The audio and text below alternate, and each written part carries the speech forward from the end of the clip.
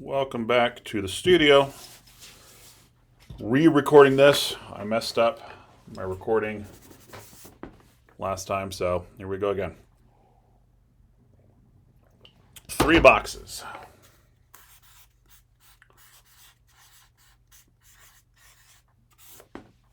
We are going to break the figure into 3 major masses. And those 3 major masses determine everything about a figure. Where things are as far as anatomy and physiology, those anatomical markers we've been talking about, as well as where value sits, our lights and our darks. So, Bridgman, who we've been looking at, George Bridgman, breaks things into 3 major masses. We have the head, we have the rib cage, and we have the pelvic girdle, as we call it. All 3 of these major masses, if a human being is standing naturally, relaxed, should be going in opposite directions. And so, make sure my charcoal's good. If you notice, the head is angled this way, sort of from left to right down. The rib cage is angled in an opposite direction, and it's kind of tough to see here, but the pelvis normally is angled this way, again in an opposite direction to the other 2 masses. So when in doubt, it's kind of, again, tough to see here. We're going to have x-ray vision, but when in doubt, when a human being is standing naturally, which is the popular thing that we see in, let's just say, Greek sculpture, ancient Greek sculpture, classical Greek sculpture. This is the popular thing, is naturally posed human forms. This is sort of an extreme example of this idea of contrapposto. Now, they didn't always do this. So let's look at archaic Greek sculpture. And you're going to see some pretty stiff, unnatural looking human figures. Now, they were just figuring out what was important to them. These kouros, or kourei, kouros for men, kourei for women, are all stiff. They're all very much influenced by, I don't know if you can guess, Egypt. They're standing just like an Egyptian pharaoh. So they haven't quite figured out this contrapposto quite yet. But if you look up any contrapposto in art, you're going to see some Renaissance and Greek sculpture, because that's generally who used this to speak about naturalism, humanism. Human beings are the measure of all things to the Greeks. The ideal human form is what is important to the Greeks and ultimately the Renaissance artists because of that idea of humanism. Anyways, brief history lesson. This is Donatello's David. It's the first Renaissance nude. It was very controversial. The Christian world, again, has had difficulty with nudity in art. Sometimes they're okay with it. For the most part, they haven't been. So this is very controversial. It's historically very significant because it's really that point in Renaissance art where they're like, let's really go for humanism. Let's really go for the ideal human form, because in their view, the ideal human form is getting at the divine. We are created in God's image, and so the perfect human form is approaching the divine. So this is a very important piece, but it also really, really well demonstrates well this idea of contrapposto. So we're going to break this into 3 boxes, and that piece of charcoal is unacceptable. I've been having difficulty finding good, soft charcoal. There you are. Soft charcoal's where it's at, man. So we're going to break things into cubes, simple 3-dimensional forms that are going to be sitting in space. It really helps you find the figure sitting in space in 3 dimensions. It helps you with perspective, because we all at this point should know how to draw a cube in perspective. It also helps you with value. It helps simplify things so you can see a light side and a dark side. It's very evident here. And it really helps you find the figure through anatomical markers, which we've talked about. So, we're just going to start with the head.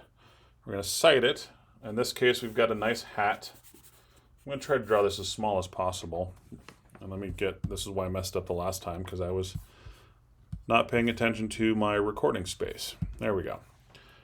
We've got a nice hat. Now, oftentimes, when we don't have hats, what we do have is a frontal bone.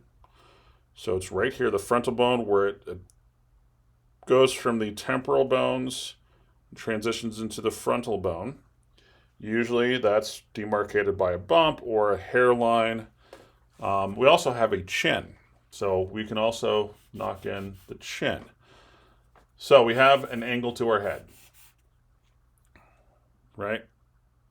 Angle of the chin. This is pretty straight on for the most part. Angle of the face gives us this angle. So I might exaggerate this a bit. So that gives us sort of a T shape. Angle of the face, angle of the chin gives us this sort of, that's all we need to draw a cube, right? That's all we need.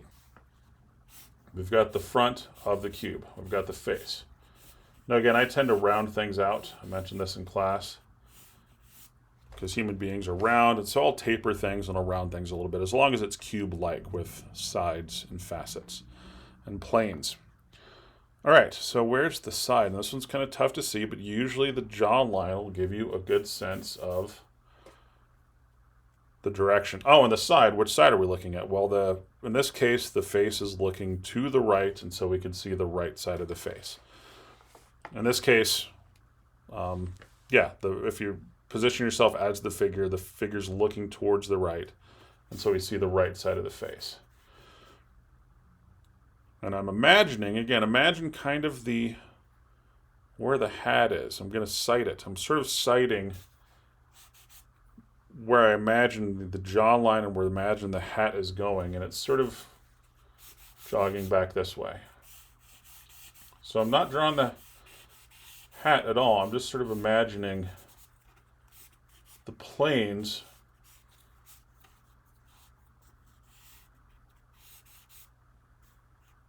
and matching the angles like you do when drawing something in perspective. So that's about what I've got. It's not 100% accurate, but that's good enough for our purposes today. And again, I will round things out a little bit. Again, it's a human head. It's not a cube. So I'll round things out a little bit. And later on, as we're drawing heads, I'll show you kind of shortcuts to trim this and get this a little bit closer to a human skull. Not seeing too much of the side, so I'm going to erase a little bit more of the side of the head, because we're seeing mostly the front of the head, not much of the side. And we're probably not seeing too much of the top either.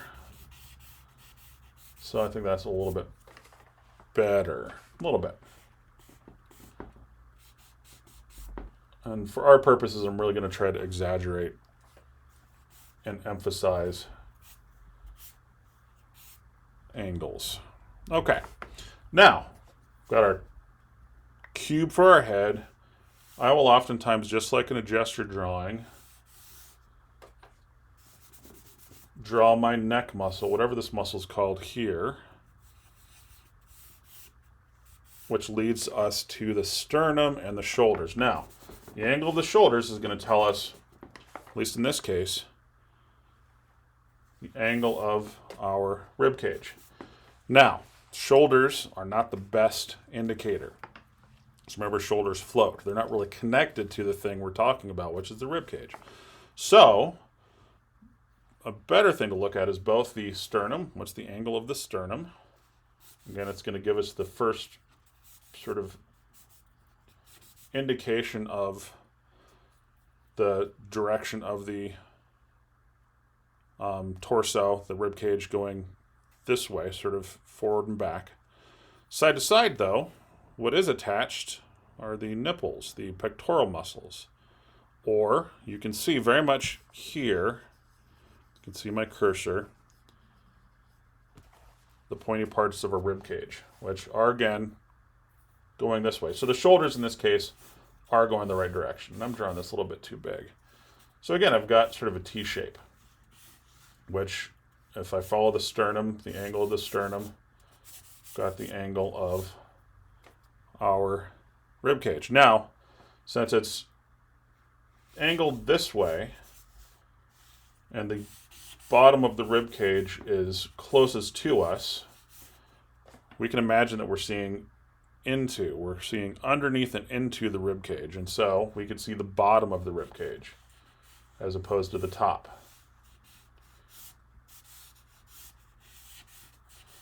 Now again, I'm going to round things out because again, you can see how round the rib cage is. It's really not shaped like a cube. It's again more like a strange oval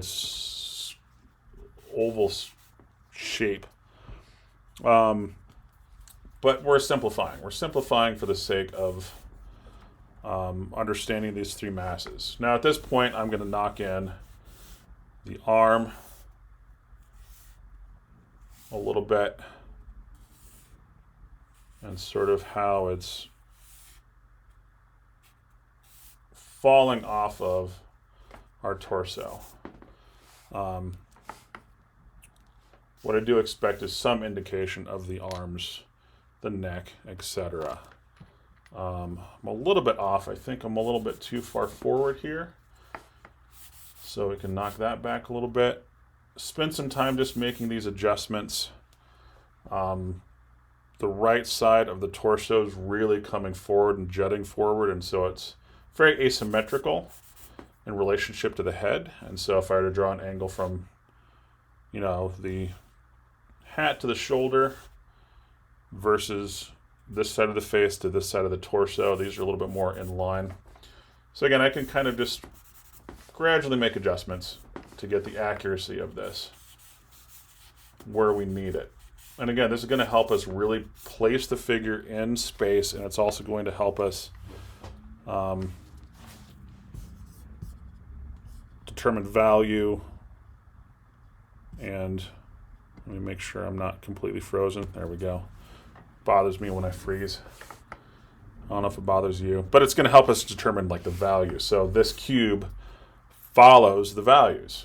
We'll knock in some value here in a second. All right, let's talk about our eraser, which is on the floor, and the pelvis, the pelvic girdle.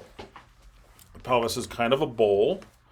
So again, we're going to draw it round. And where are our anatomical markers? Now, since this is a natural pose, and since it's kind of hard to see some of these angles, I'm going to make some assumptions. But for the most part, and let me zoom in, you can see where the iliac crests are. You can kind of see that bump here and here. So that's our angle. Now that angle, I'm going to round it out, is the opposite of this angle, right? So when that's going that way, we can assume that's going to be going the opposite way. Now, it's kind of tough to see because we have this belly and we have legs in the way to see which is it going forward to back. We've gone side to side. Where is it going forward to back? Well, it's got to be opposite. In this case, it's got to be the opposite. So if our torso is going this way, our pelvis is going this way. Now, there's some differences between men and women as far as anatomically. They're angled differently. Women are a little less angled for childbirth purposes. Not that that's their only purpose, but if one so chooses to have a baby, the pelvis needs to be pointed in a particular direction that helps in childbirth. And so generally speaking, we'll see men have a slightly more angled pelvis because we are not built for childbirth. So that angle is going to be going this way. So I'm going to just try to imagine. Now I've got the iliac crest and I've got the pubic triangle, and I'm going to ignore the leg and sort of guess that the angle's sort of going sort of shallow. And you can kind of see the iliac crest going down to the pubic triangle. That's the pelvic girdle. Imagine what is connected and what is not connected. The legs are not connected. They're sort of jutting off and independent of in a lot of respects. So I'm going to ignore this right here. I'm not looking at this angle because that's the hip and the leg coming off of the pelvic girdle. I'm going to pay attention to iliac crest here and here. Now, if you look at other versions of the Donatello's David, especially when you get to multiple views like this,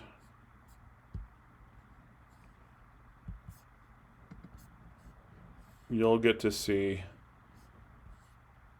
some more nuance in the angles and where it's coming from, especially the side. So you can see how the angle's really evident here. And so I know for a fact based on this, and again, sort of imagining this figure rotating, and it's going to be going back like so. And again, if you're ever in front of a figure and can't figure it out, feel free to move around. We should be doing plane rotation exercises that'll really help you imagine this three-dimensional object. How is it sitting in space if you were to sort of imagine rotating it? Now, where's the front of it? Well, again, in this case, the hip is jutting out and is kind of directly beneath this, if a little bit further out. What I'm talking about is the positioning of this relative to the torso. And there's a bit of an angle, and so from here to here I can kind of say the hip starts there. I can move that over a little bit.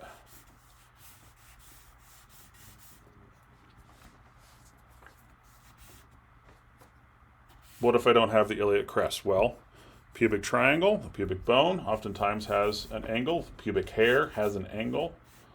And so I can sort of confirm these angles using a couple things. Now, if we were behind, what's the anatomical marker from the back? Is, again, the other side of our iliac crest, which is usually indicated by dimples. It's kind of tough to see here, but usually those dimples will tell you. Or, again, sometimes the small of the back will tell you which direction the ilia is going. Those iliac crests, those elephant ears. Okay, let's move that over. So, I have these angles. Now, again, since it's going backwards and the top is closer to me, the top is facing me, that means I know for a fact that I can see inside. And so there's my cube. I can generally see the right side because I'm seeing the right side of the figure, so that is pretty clear. Again, I'm going to round this out so I can get that roundness of the belly. Again, it's a girdle, it's sort of a bowl shape, and so I can sort of taper these a little bit to get a slightly more human, more alive form. Because we're not cubes. Now, those ears, sometimes I actually exaggerate the ears of the iliac crest, are kind of at the top of the leg. And again, I will just very simply indicate where the leg is. I'll kind of do a gestural sort of drawing. But that's less important than our cubes, and that really comes down sweeping like that. And again, I'm just doing a simple indication. Again, I got to go from the hip down into the leg. That's our weight-bearing leg.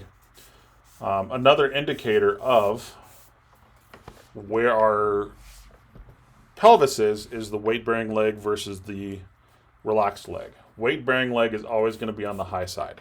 So the higher side of our pelvis will always be associated with the weight-bearing leg, right?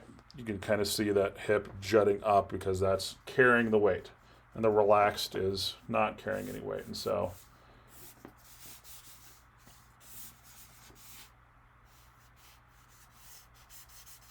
I know for a fact that, at least in this case, again, this traditional contrapposto pose where there is a weight-bearing leg and there is a